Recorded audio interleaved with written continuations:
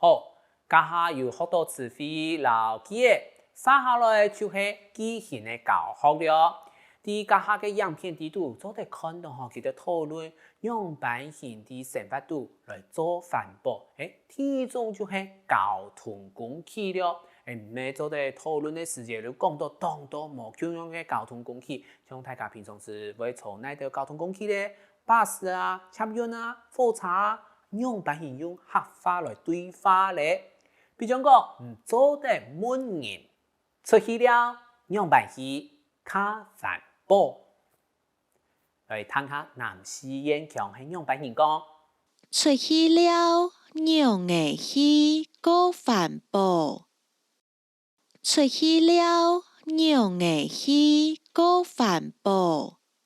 呢句話意思就是出去玩怎麼去比較環保。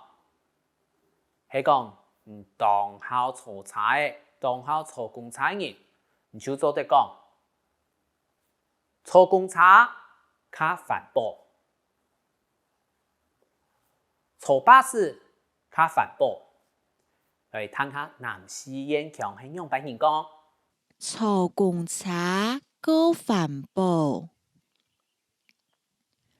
坐公車過環保。坐巴士過環保。坐巴士過環保。意思就是搭公車、搭巴士比較環保。共用嘅記憶哦，出去了用版型較環保。啲都會區，比如講台北，你就做得講坐捷運較環保。來睇下南西燕強係用版型講，坐捷運過環保。坐捷運過環保。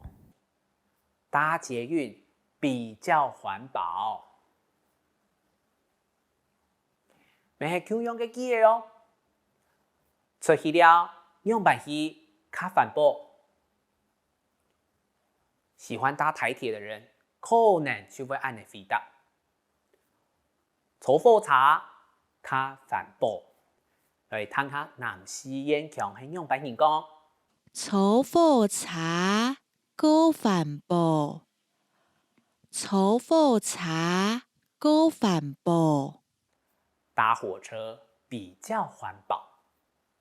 唔知大家平常時會坐哪條嘅交通工具咧？係講兩日鄉下老朋友鄉下來坐大眾交通工具嘅時節，一天會較環保。